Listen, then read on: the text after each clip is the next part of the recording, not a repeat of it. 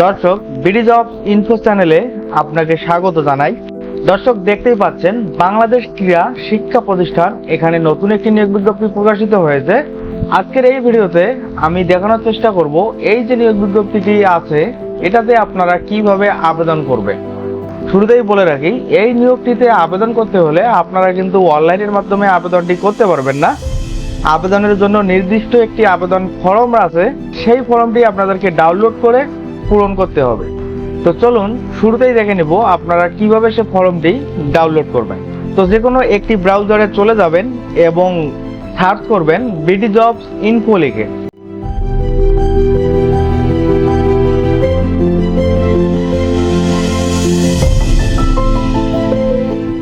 BD jobs info লিখে search করার পর সবার প্রথমে যেটি আসবে দেখতেই পাচ্ছেন BD jobs info jobs and free suggestion, এটার উপরে ক্লিক করবেন। তো এটার উপরে ক্লিক করার পর এখানে দেখতে পাচ্ছেন আদার্স থেকে জব অ্যাপ্লিকেশন ফর্ম ডাউনলোড, এখানে ক্লিক করবেন।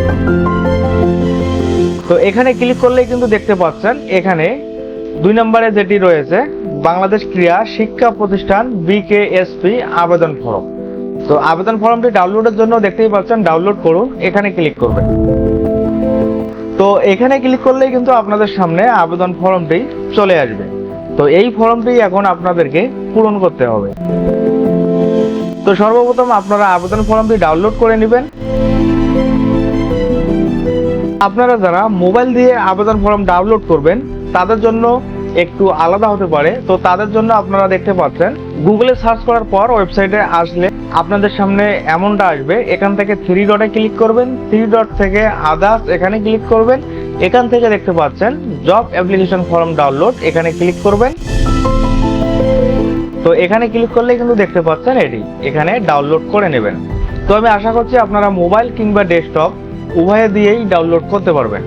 তো এখন কথা হলো আবেদন ফর্মটি আপনারা কিভাবে পূরণ করবেন।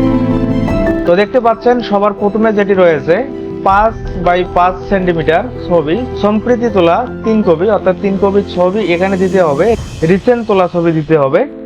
তো এরপরে কথা হলো এই যে নিয়োগ বিজ্ঞপ্তিটি দেখতে পাচ্ছেন এখানে 6টি আলাদা আলাদা ক্যাটাগরিতে নিয়োগ করা হবে এবং আবেদন ফর্মে বলা হচ্ছে পদের নাম, অর্থাৎ আপনি কোন পদে আবেদন করতে যাচ্ছেন সেটা এখান থেকে লিখে দেবেন।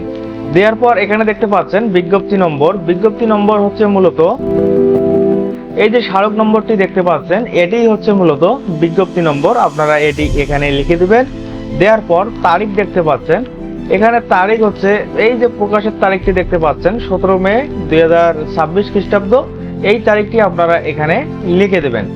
দেওয়ার পর প্রার্থীর নাম বাংলায় ইংরেজিতে অবশ্যই বড় অক্ষরের হতে হবে এবং এখানে জাতীয় পরিচয়পত্র নম্বর কিংবা জন্ম নিবন্ধন নম্বর যে কোনো একটা দিলেই হবে। তো আপনাদের যাদের ভোটার আইডি কার্ড আছে তারা অবশ্যই ভোটার আইডি কার্ড দেবেন এবং যাদের নেই তারা জন্ম নিবন্ধন দেবেন। এবং এখানে দেখতে পাচ্ছেন জন্ম তারিখ, আপনাদের জন্ম তারিখটা এখানে লিখবেন, দিন মাস বছর দিয়ে।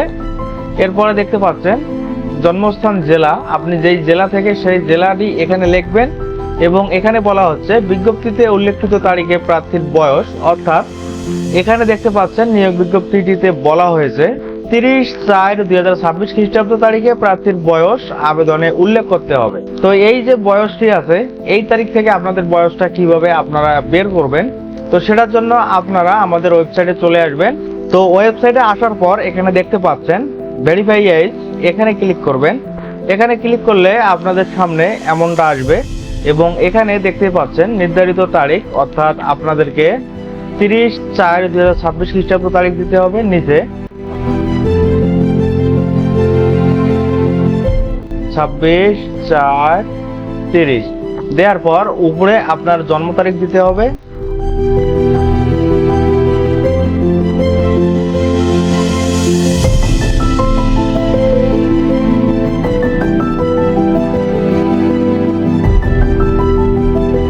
জন্ম তারিখ দিয়ে এখানে দেখতে পাচ্ছেন হিসাব করুন, এখানে ক্লিক করবেন। এখানে ক্লিক করলে যে বয়সটা বের হবে দেখতে পাচ্ছেন 22 বছর 10 মাস 12 দিন। তো এখানে দিতে হবে 22 বছর 10 মাস 12 দিন। তো এরপরে মাতার নাম, পিতার নাম, ঠিকানা এখানে দিয়ে দিবেন। টেলিফোন নাম্বার দেখতে পাচ্ছেন এখানে দিয়ে দিবেন, মোবাইল অথবা টেলিফোন নাম্বার। ইমেল যদি থাকে দিবেন, জাতীয়তা বাংলাদেশি, ধর্ম দিয়ে দিবেন, জেন্ডার পেশা দেওয়ার পর এখানে আপনাকে আপনাদের শিক্ষাগত যোগ্যতার যে তথ্যগুলো রয়েছে সমস্ত তথ্য এখানে দিতে হবে, দেখে দেখে দিয়ে দেবেন। দেওয়ার পর অতিরিক্ত যোগ্যতা যদি থাকে দেবেন। এরপরে দেখতে পাচ্ছেন অভিজ্ঞতার বিবরণ প্রযোজ্য ক্ষেত্রে, অর্থাৎ আপনি যে পদটিতে আবেদন করতেছেন সে পদে যদি অভিজ্ঞতা চেয়ে থাকে তাহলে অবশ্যই দিতে হবে, আর যদি চেয়ে না থাকে তাহলে এটি না দিলেও হবে। তো এরপরে আবেদনপত্রে বলা হয়েছিল যে 100 টাকা আবেদন ফি দিতে হবে, এটা অবশ্যই ব্যাংকের মাধ্যমে দিতে হবে। তো টাকা জমা দেওয়ার যে রসিদটি থাকবে, রসিদের নাম্বার দেখতে পাচ্ছেন, এখানে নাম্বার দিতে হবে এবং কোন ব্যাংকে দিয়েছেন সেটা লিখতে হবে, এবং আপনারা রসিদে টাকা জমা দেওয়ার তারিখ পাবেন সেটা আপনারা এখানে দিয়ে দেবেন। দেওয়ার পর সর্বশেষ এখানে আপনার স্বাক্ষর করবেন এবং স্বাক্ষরের যে তারিখটি আছে, যে তারিখে স্বাক্ষর করছেন সে তারিখটি এখানে লিখে দেবেন। তো তাহলে কিন্তু আপনার আবেদন ফর্মটি পূরণ হয়ে যাবে।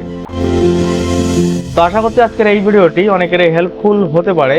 তো যদি এমনটা হয় অবশ্যই ভিডিওটাতে একটি লাইক দিবেন, চ্যানেলটি সাবস্ক্রাইব করে রাখবেন পরবর্তী ভিডিওর নোটিফিকেশন পাওয়ার জন্য। আর যারা ফেসবুক থেকে দেখছেন পেজটাতে ফলো দিয়ে পাশে থাকবেন। ধন্যবাদ।